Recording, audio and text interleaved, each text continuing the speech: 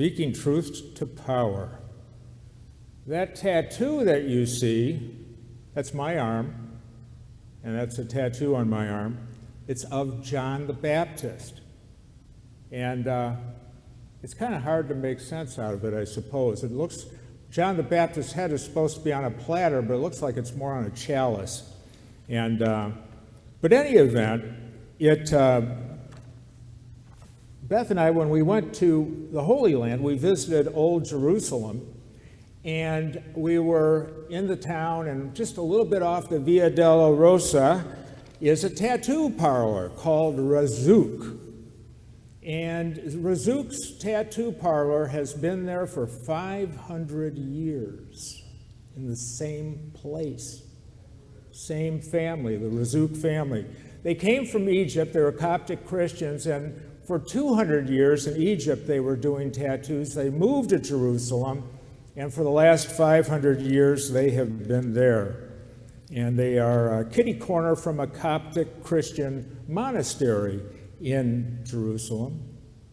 For 500 years, pilgrims from all over the world have come to Jerusalem, and many would then stop by Razuk to get a tattoo to commemorate their experience in the Holy Land. It's really a powerful thing. It truly is. And so the tattoo I got was of John the Baptist, and well, I probably did it for two reasons. One, where is it? There it is. It doesn't take up too much space, and plus I've got a lot of ink on my arm, and I didn't know where I wanted to fit it. But the other reason why I got John the Baptist was because I really am amazed at the faith that he had, that the courage that he had to speak truth to power, that he was willing to be right there near the Jordan River, near the center of power, that he baptized and preached to so many people of power, inviting them to change their ways. It took great courage for him to do that, to set the stage. And so I wanted to remember that. Speaking truth to power. Now, speaking truth to power sounds okay, but it's a lot harder, isn't it, than it sounds? I think the challenge for any of us, or all of us, is when we speak truth to power, what we are doing, we are managing fear that would be associated with upsetting the person that's ahead of us or above us. It's a hard thing to do, to speak that way, to talk to people that we think have some power over us, because we don't want to upset the apple cart. We don't know what the consequences might be if we do speak our mind. It's hard. It happens in families. Lots of families have little, power centers of sorts. Not all, but most do on some level. Some people are a little more influential than others. You get a sense of it. It might be grandpa or grandma, or it could be an uncle, or it could be anything. But, as you get to know the family, you get the sense of, how the lay of the land works. And it's hard, particularly, to be straight up with he or she who has the most power. You just don't want to upset the apple cart so much.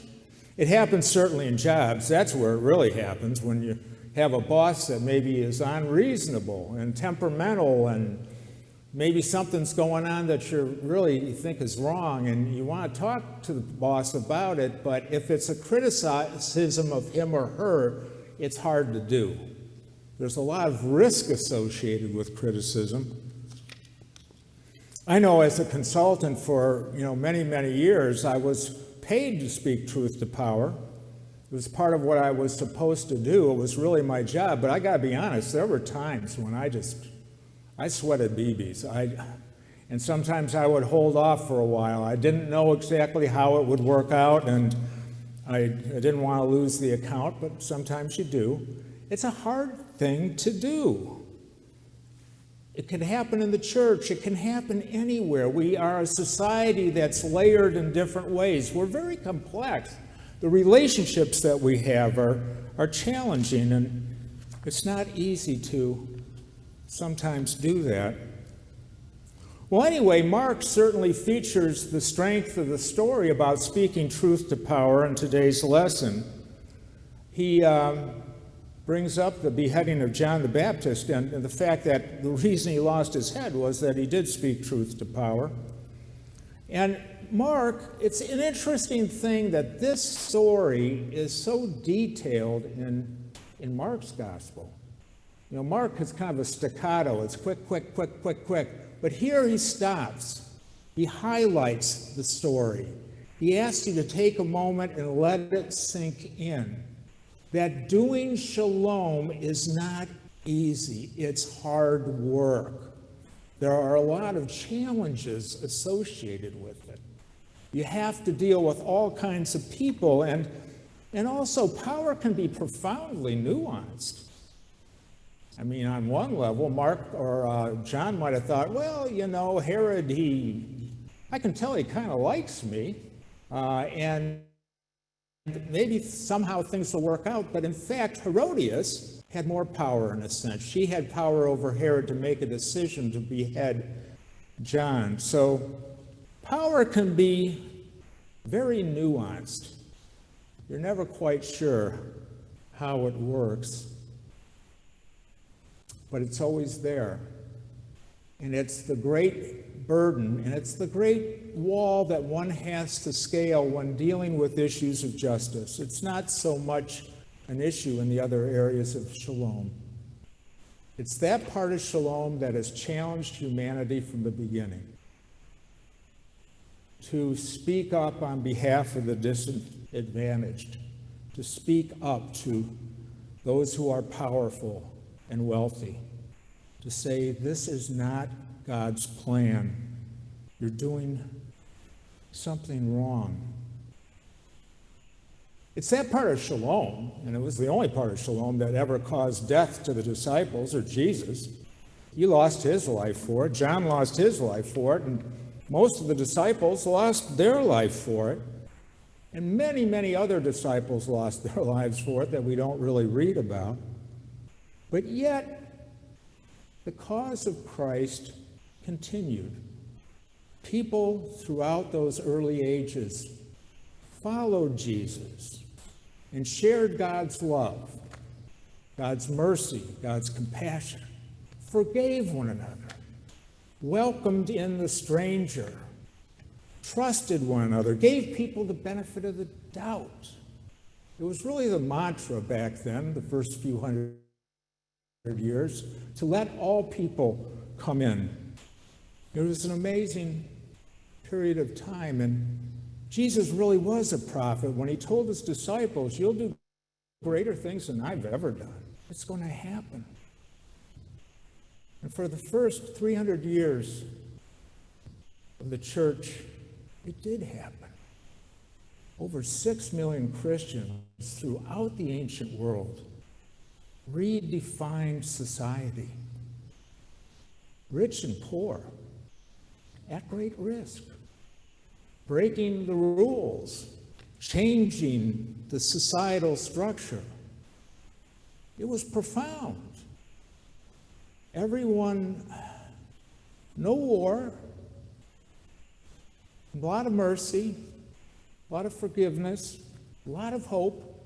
You see, the people were riveted on following the steps of Jesus. That's all they knew. And they had the strength to do it. They had the courage to do it.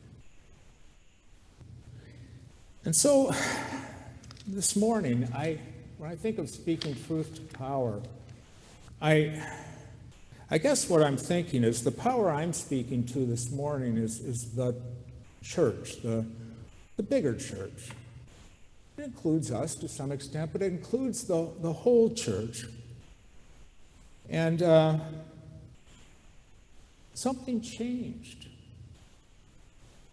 What I described is not necessarily easy to see. One would think that 1,700 years ago, if Christianity was baked in this way, if it were allowed to just be free and continue to grow, how different the world would be.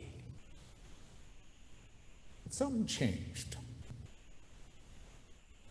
You see, about, I don't know, 330, 340 or so, a guy named Constantine, who was the emperor of the Roman Empire,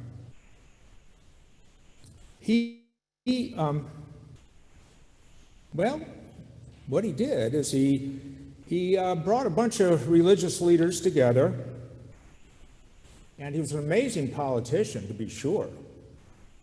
He found the Christian movement to be risking his own sense of power and authority. He needed more taxes. He didn't like the idea that people were worshiping someone other than him. But in any event, what he did was a remarkable thing. He brought all of the leaders of ministry together, and he created a situation where they would debate how to define God. And all of the energy that was out in the field sharing Shalom was repurposed into this intellectual debate on how to define God. A lot of people lost their lives. But in the end, they came up with a definition. It's a creed. We say it from time to time. Not so much lately. But it shifted the focus of the church to worshiping Christ and not so much following Jesus. There was a shift. There was a shift. And if we look at the church today, we follow Jesus, we worship Christ, and we follow Jesus, but there was this major shift that took our energy and directed it in a certain way. That, in a sense, took our power away to change the world. If we can keep you focused one way, you can't do much damage in another way. Now, it's the only way I can describe why things changed. But here's the deal. Where we inherited this, and it's important to worship God. I'm not saying it isn't. It's profoundly and overwhelmingly important to worship God. But it is at least as important to follow Jesus. And the challenge I think we have as a church is to find a way back to the church we read about in the Bible. To find our way back into that space, the space that Jesus was most familiar with, the space that his initial disciples were most familiar with. To recognize what we inherited happened. And some of it is good. But we need to, my friends, reclaim the Shalom. We have the ability to do it. And it's something that we can do. We can trust Jesus. We can take those next steps. We can recognize, as we look at our faith, the new direction we might go. And sometimes it means speaking truth to power. Amen.